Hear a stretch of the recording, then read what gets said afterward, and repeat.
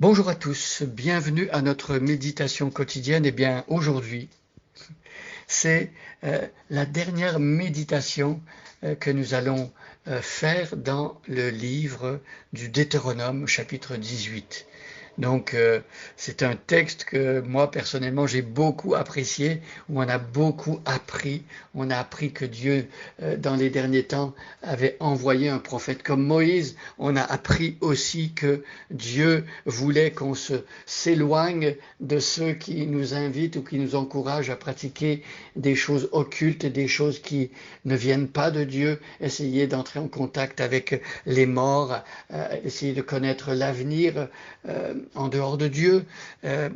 Et tout cela, en fait, on se rend compte que ça nous amène à placer notre confiance dans des hommes ou dans des idoles plutôt qu'en Dieu lui-même, parce que Dieu lui-même veut nous prendre à charge, il veut nous conduire, et c'est Dieu lui-même qui suscite et qui a suscité le prophète comme Moïse, et même plus grand que Moïse, qui est Jésus lui-même, le Fils de Dieu. Alors, hier, nous avons vu que une question était posée. Comment est-ce qu'on peut savoir qu'une prophétie ne vient pas de l'Éternel? Alors, ça faisait appel, on a vu, à notre discernement, et Dieu nous donne des moyens de savoir. Vous voyez, Dieu ne nous laisse pas dans le flou, dans l'ignorance par rapport à ces choses-là, de sorte que des personnes ne sauraient plus où donner de la tête, et puis les personnes seraient amenées à suivre n'importe qui se dit prophète. Dieu nous dit non. Et aujourd'hui, nous aurons une réponse encore plus précise. Hier, on avait vu que quelqu'un qui se dit prophète est inspiré par le Saint-Esprit et qui nous amène à faire des choses qui sont contraires à la parole de Dieu. Eh bien, ce ne sont tout simplement pas des vrais prophètes, ce sont des faux prophètes. Maintenant, je vais lire les versets 14 jusqu'au verset 22 et nous allons nous arrêter plus précisément au verset 22, le dernier verset de notre série. Car ces peuples étrangers que vous allez déposséder écoutent les faiseurs de présages, les devins, mais pour vous, l'Éternel votre Dieu n'a rien voulu de pareil. Il suscitera pour vous un prophète comme moi, issu de votre peuple, l'un de vos compatriotes, écoutez-le. Cela est conforme à ce que vous avez demandé à l'Éternel votre Dieu le jour où vous étiez rassemblés au mont Horeb. Nous ne voulons plus entendre la voix de l'Éternel notre Dieu. Nous ne voulons plus voir ce grand feu. Nous ne voulons pas mourir. Alors l'Éternel m'a dit, j'approuve ce qu'ils disent là. Je vais leur susciter un prophète comme toi, l'un de leurs compatriotes. Je mettrai mes paroles dans sa bouche et il leur transmettra tout ce que je lui ordonnerai.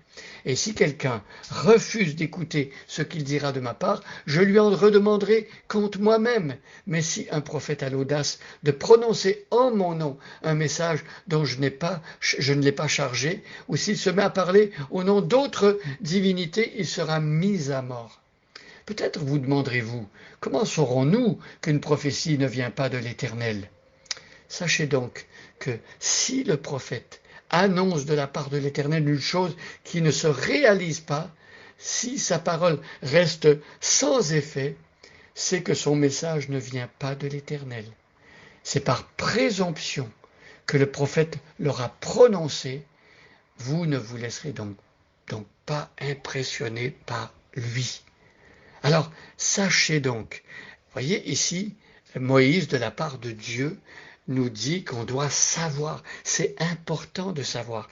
Dans certains milieux, on méprise la connaissance. On se dit, bon, ce qui est vraiment spirituel, c'est de faire des choses comme ça spontanément sans réfléchir.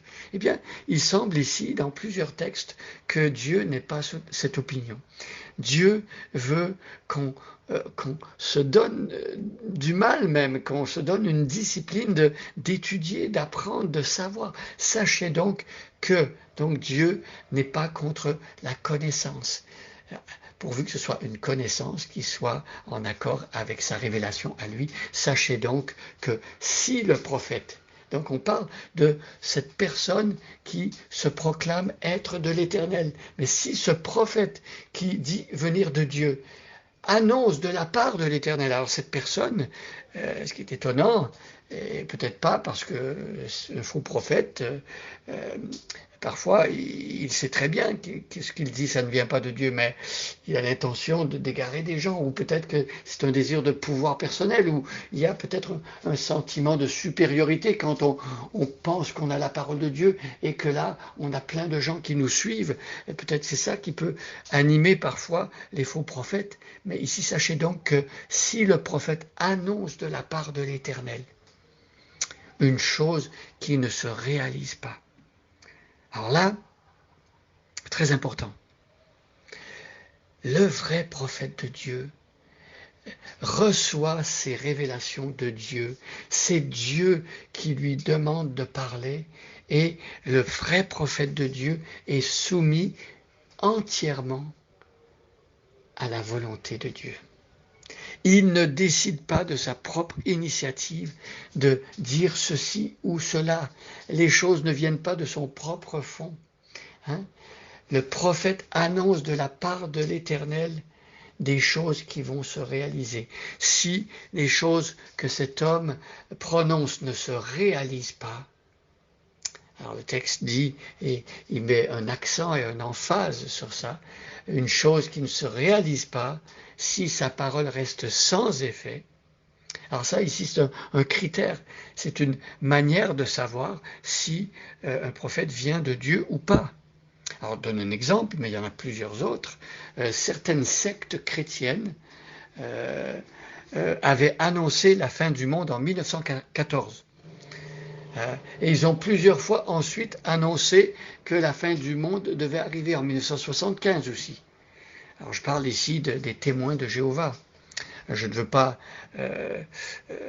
m'attaquer particulièrement aux personnes, parce que ce sont des personnes qui ont cru ceux qui leur enseignaient, mais je veux plutôt soulever le voile et mettre en évidence, et en donnant un exemple précis, que certaines personnes, des sectes ou des groupes particuliers annoncent des choses qui ne se réalisent pas. Alors peut-être que vous dites, c'est pas si important que ça.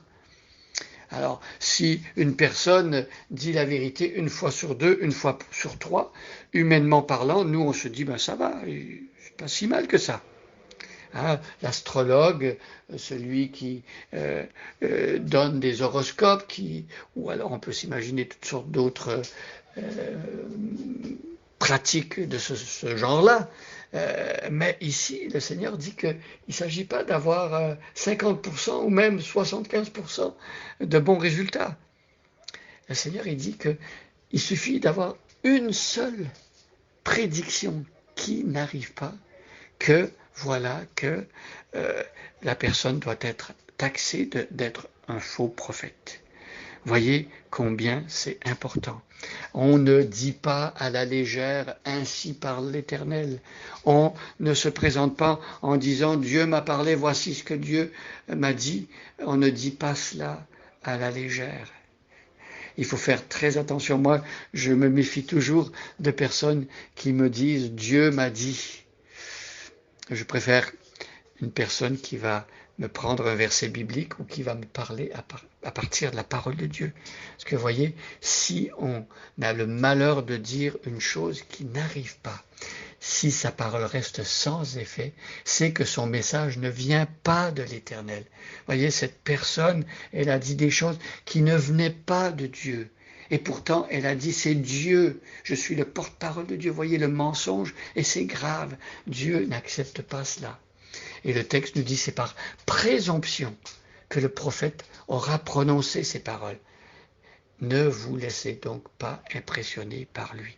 Mes amis, il y a trop de personnes aujourd'hui qui se laissent impressionner par des titres, des personnes qui se disent hommes de Dieu, ou prophètes de Dieu, ou apôtres de Dieu. Et ensuite, ils viennent nous dire des choses qui ne sont pas conformes à la parole de Dieu. Mes amis, soyons prudents. Si nous voulons suivre une parole qui vient de Dieu, suivons la Bible, suivons les évangiles, suivons la parole inspirée. Et si une personne nous donne des paroles qui sont conformes à la Bible, oui, d'accord. Mais attention, ne suivons pas des hommes aussi charismatique, aussi éloquent soit-il, ne suivons pas des hommes, suivons Dieu qui nous guide toujours dans la vérité. Bonne journée à chacun et à chacune, et soyez bénis.